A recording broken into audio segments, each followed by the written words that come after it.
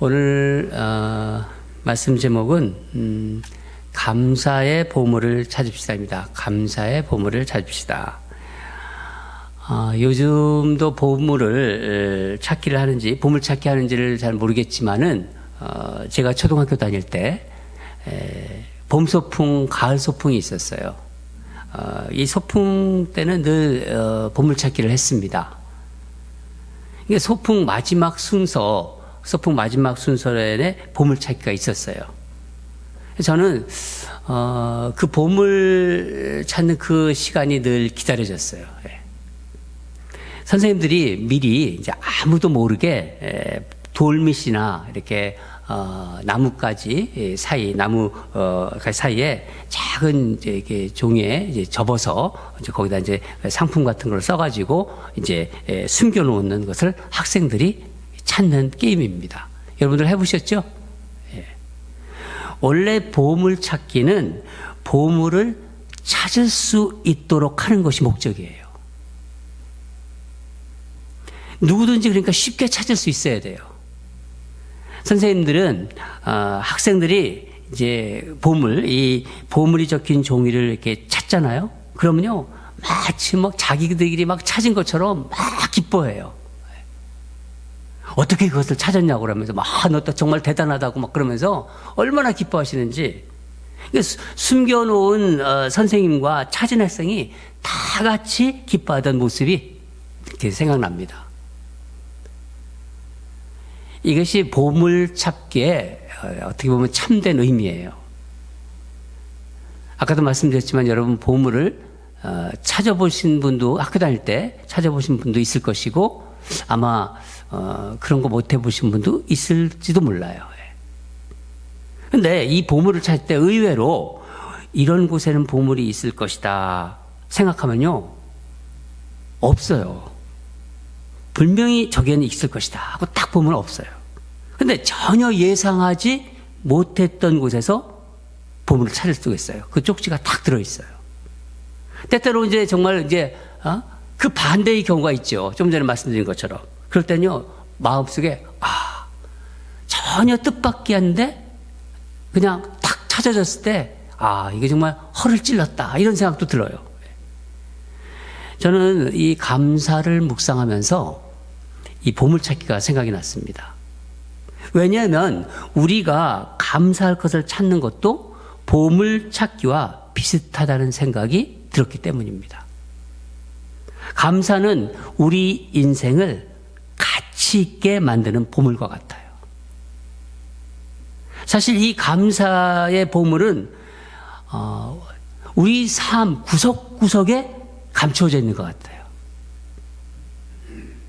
말씀드렸듯이 이렇게 예상한 곳에도 있고 전혀 예상치 못한 곳에 숨어 있기도 합니다. 마치 누군가가 이렇게 감추어 놓기라도 한 것처럼 말입니다. 하나님께서 세상을 창조하실 때 6째 날에 인간을 만드셨어요. 자신의 형상을 닮은 인간을 만드시고 그리고 창조하신 모든 것을 보시고 어떻게 말하셨죠? 심히 기뻐하셨다고 했습니다. 창세기 1장 31절을 보면은 하나님이 지으신 그 모든 것을 보시기에 심히 보기 좋았더라. 하나님께서 이 세상 만물을 창조하시고 마지막에 인간을 만드신 후에 왜 그렇게 기뻐하셨을까요? 저는 이런 생각을 해보았습니다. 하나님은 당신 형상을 닮은 인간을 만드시고 우리가 기뻐할 것을 이 세상 곳곳에 심어 놓으셨다. 여러분, 하나님은 이 세상 만물을 인간을 위해서 창조하신 거예요. 뭐라고 말씀하셨습니까? 땅을 정복하라고 그랬잖아요. 세상을 정복하라. 땅을 정복하라. 모든 생물, 하나님 지으신 모든 생물을 뭐라고요? 다스리라고 하셨어요. 채소라든가 이 씨 가진 모든 열매 맺는 나무를 너희에게 주노니 너희의 먹을 것이 되느니라. 다르게 말씀드리면요, 하나님은 이 세상에 우리가 기뻐할 보물들을 숨겨 놓으셨다는 거예요. 저는 이 악기마에 와서 훨씬 이런 생각을 많이 해요. LA 살 때는 또 그 나름대로 하나님이 숨겨놓으신 보물이 많았지만은 이곳에는 정말 예전에는 느껴보지 못한, 가져보지 못한, 누리지 못한 그런 보물들이 너무너무 많은 것 같아요. 하나님은 당신이 숨겨놓으신 보물을 우리가 찾을 때마다 마치 소풍 때 선생님들이 우리가 보물 찾았을 때 막 기뻐하셨던 것처럼 함께 기뻐하십니다. 여러분, 이것이 감사예요.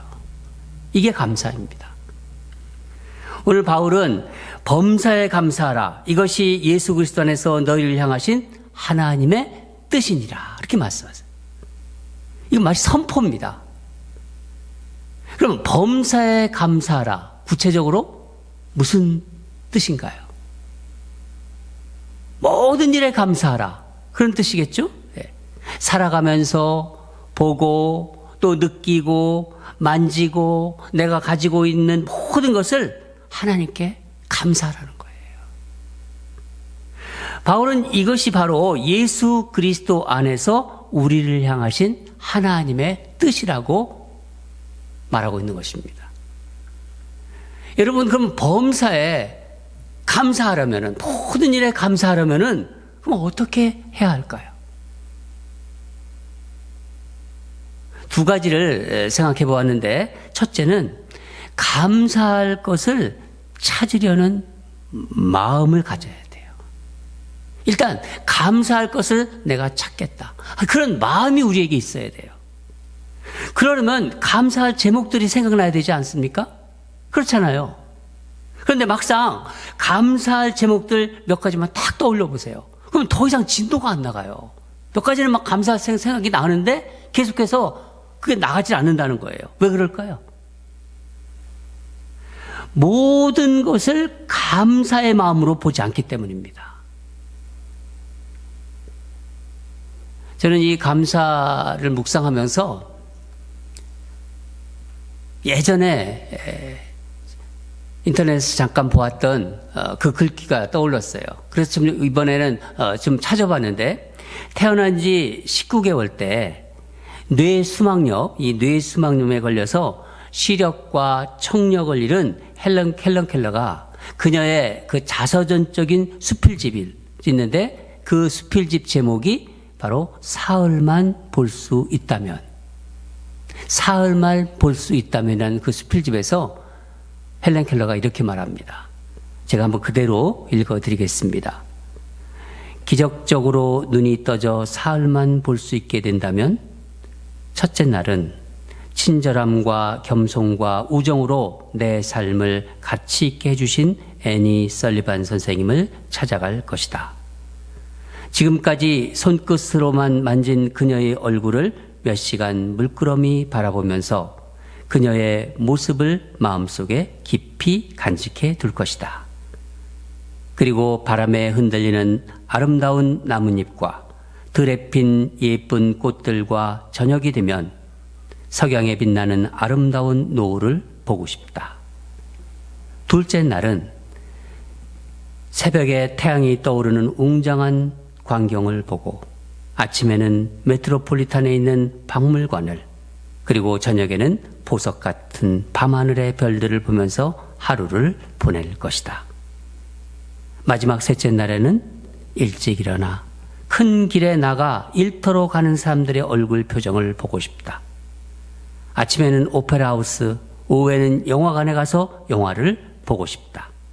그리고 저녁에는 네온사인이 반짝이는 쇼 윈도우에 진열되어 있는 아름다운 물건들을 보고 집으로 돌아올 것이다. 그리고 눈을 감아야 할 마지막 순간, 나를 사흘 동안 눈으로 볼 수 있게 해주신 하나님께 감사의 기도를 드리고 다시 영원히 어둠의 세계로 돌아가리라. 여러분, 헬렌 켈러는 눈이 보이는 사흘을 생각하면서 하나님께 감사한다고 했습니다. 저는 이 글을 다시 한번 읽으면서 그녀가 그토록 보고자 했던 것들, 그녀가 눈으로 직접 보고자 했던 것을 저는 날마다 보고 있어요. 날마다 듣고 있고, 날마다 느끼고 있고, 날마다 누리고 있는데도 이것이 얼마나 큰 축복인지를 그렇게 깨닫지 못했던 것 같아요. 감사의 제목을 생각하면은요, 몇 가지 생각하다가 다시 이렇게 어떤 때는 불평하고 원망했던 것들이 많이 생각나기도 했습니다. 헬렌 켈러는 마지막에 이렇게 말합니다. 한번 귀가 안 들릴 사람처럼 새들의 기저김을 들어보시라고. 귀가 안 들릴 사람처럼 새들이 지저귀는 것을 들어보시래요. 내일이면 냄새를 맡을 수 없는 사람처럼 바깥에 꽃향기를 맡아보래요.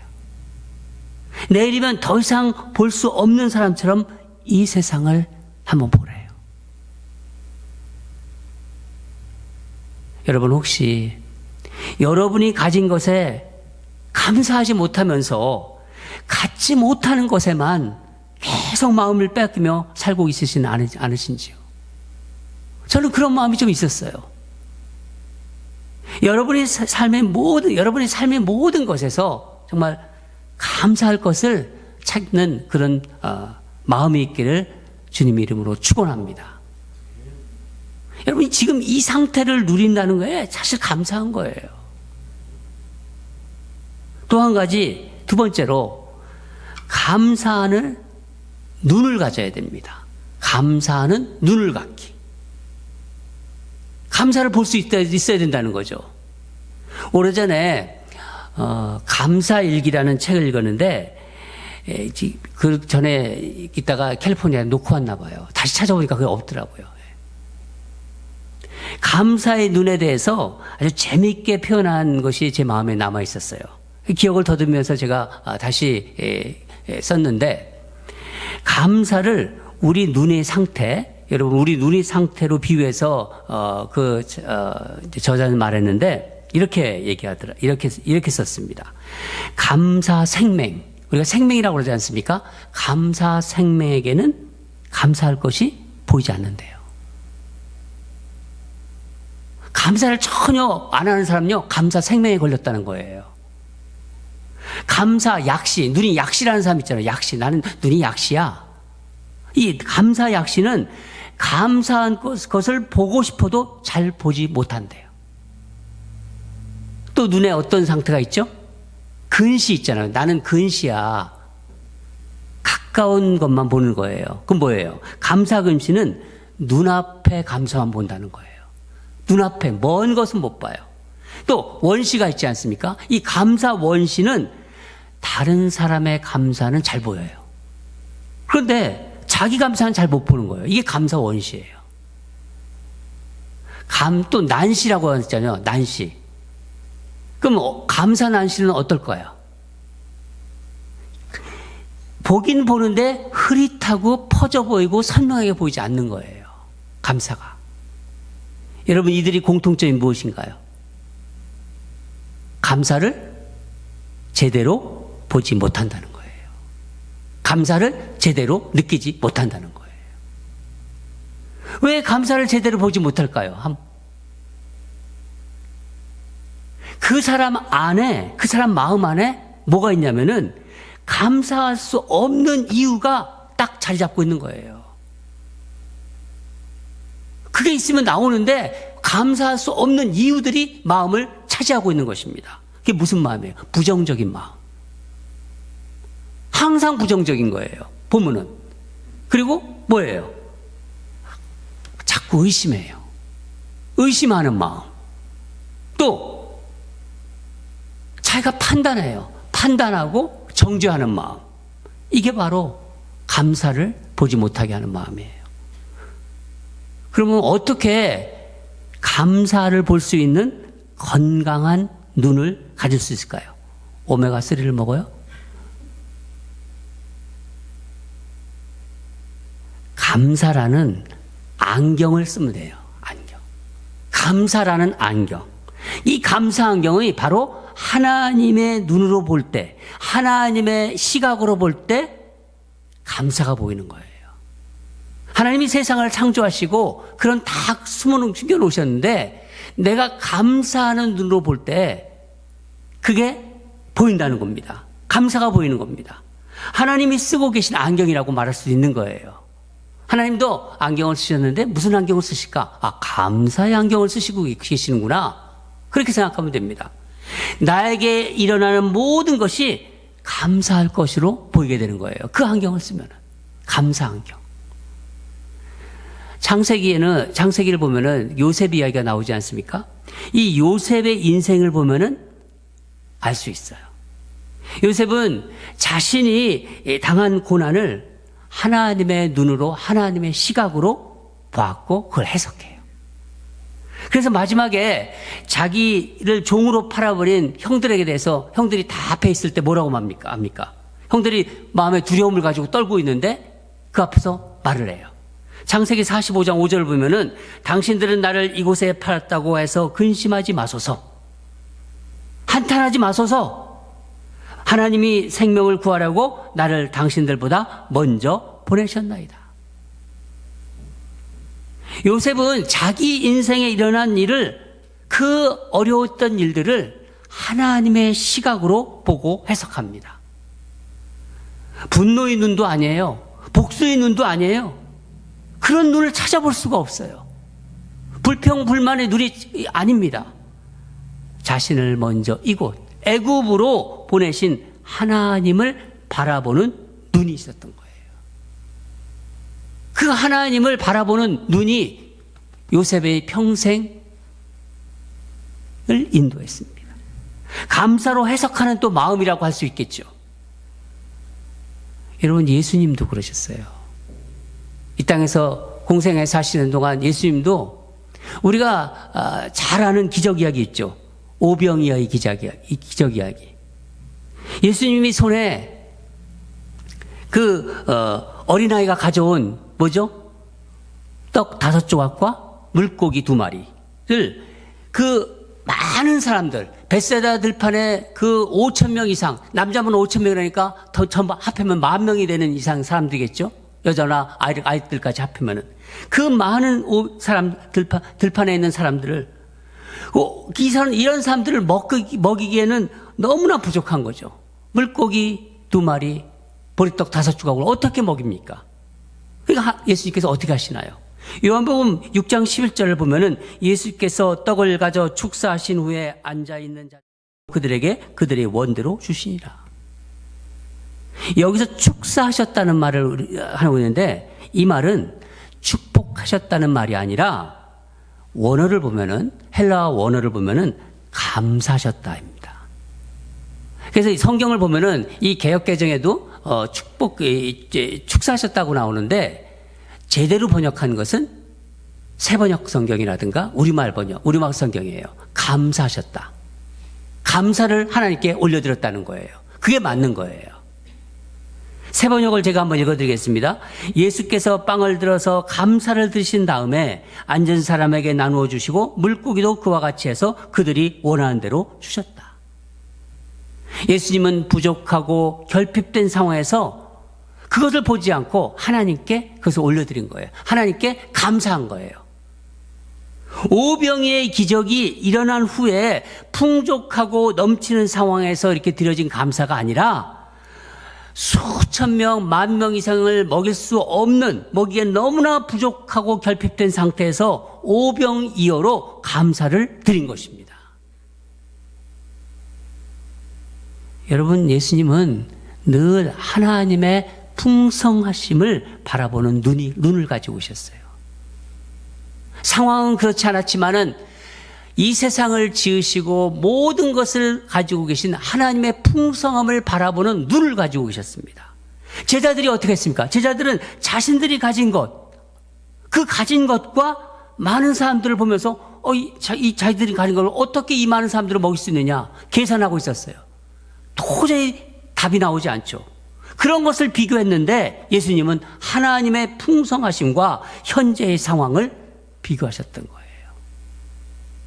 오병이어로 하나님께 감사를 드렸을 때 하나님이 어떤 은혜를 베푸실지를 기대하며 감사드린 것입니다. 1620년 신앙의 자유를 찾아 대서양을 건넌 청교도들. 이 청교도들이 어디에 도착하냐면 지금의 매세추세츠주 프리머스 항에 도착합니다. 그때 도착한 청교도들이 120명이에요. 근데 그해 혹독한 추위와 굶주림으로 44명이 목숨을 잃게 돼요. 생명을 잃게 돼요. 얼마나 가슴이 무너졌겠어요. 신앙의 자유를 찾아 영국에서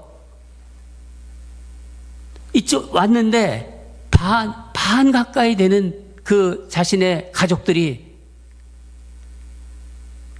목숨을 잃었는데 그 마음이 찢어지겠죠. 근데 그 이듬해 이들이 인디언들에게서 옥수수 심는 법을 배웁니다. 배워서 첫 농사를 지어서 얻은 수확물로 하나님께 어떻게 하죠? 감사 예배를 올려드려요. 이게 추수감사절의 기원이에요. 추수감사절은 성경에서 나오는 게 아니라 미국에서 나와서 그게 퍼진 거예요. 사실 추수감사절의 원 의미는 우리가 어디서 찾으냐면 초막절에서 찾아야 돼요. 나중에 초막절에 대한 말씀을 다시 한번 전해드리겠습니다. 이 추위와 굶주림에서도 청교들이 경험한 것은 하나님의 은혜와 감사였어요. 아무것도 없는 상태. 가족들은 죽어가는 상태에서도 하나님께 감사하는 마음을 이들은 가지고 있었어요. 이게 미국의 정신이에요. 죽음의 위험을 무릅쓰고 바다를 건너와 이듬해 농사를 지어서 얻은 그 적은 수확물.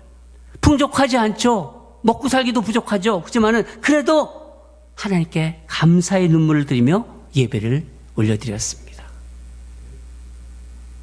여러분, 결핍과 부족한 상태가 우리가 진정으로 감사할 수 있는 때예요. 내가 부족하기 때문에 감사할 수 있는 때라는 겁니다. 풍족해서 감사하는 것이 아니라 부족해도 아무것도 없어도 감사의 눈으로 바라보고 감사하며 내가 살기 때문에 행복해지는 거예요. 그런 사람이 바로 예수 믿는 사람들이고 그런 사람들이 바로 그리스도인들입니다. 행복해서 감사한 것이 아니라 감사하기 때문에 행복해지는 거예요. 감사를 보는 사람은 고통 중에도 절망하지 않아요. 감사가 보이기 때문에. 감사하는 사람은 다른 사람이 그를 불행하도록 그렇게 만들지 못합니다. 감사하는 사람인데 어떻게 다른 사람이 그 사람을 불행하게 만듭니까? 감사는 그러니까 우리 인생의 보물과 같다는 거예요. 사랑하는 여러분, 오늘 추수감사를 해주신 이 감사의 말씀을 생각하며 오늘 말씀을 다시 한번 우리 읽어보겠습니다. 데살로니가전서 범사에 감사하라. 이것이 그리스도 예수 안에서 너희를 향하신 하나님의 뜻이니라. 다시 한번 읽겠습니다. 시작. 범사에 감사하라. 이것이 그리스도 예수 안에서 너희를 향하신 하나님의 뜻이니라. 아멘. 여러분, 이제부터 모든 일을, 여러분에게 일어나는 모든 일을 한번 감사하는 마음으로.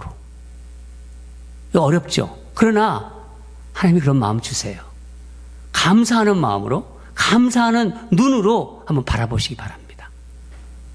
나는 추수감사 주일 2024년 추수감사를 비롯해서 나는 내 마음에 감사하는 마음, 감사하는 눈을 갖겠다. 그렇게 한번 하나님 앞에서 이렇게 결단해 보세요. 우리 인생에 일어나는 일들을 하나님의 시각으로 보고 해석하시기 바랍니다. 이 해석이 중요해요. 감사는 우리 인생에 하나님이 감추어 놓으신 보물과 같은 거예요. 여러분이 앞으로 인생을 살아가시는 동안 이 하나님께서 숨겨 놓으신 이 감사의 보물을 찾는 저와 여러분이 되시기를 주님 이름으로 축원합니다. 다 같이 기도하겠습니다. 하나님 아버지 감사합니다. 팬데믹으로 제대로 교인들도 모이지 못했던 것이 엊그제 같은데 이제 우리는 이렇게 나와서 하나님께 수수감사절 예배를 올려드렸습니다. 오늘 주신 말씀을 하나님께서 오늘 주신 말씀을 우리 마음에 담습니다. 우리 이제부터 하나님께서 숨겨놓은 이 감사할 제목들, 우리가 곳곳에 우리 인생에 숨어 있는 것을, 그 보물을 감사의 마음으로, 감사의 눈으로 찾는 우리들이 되게 하여 주시옵소서.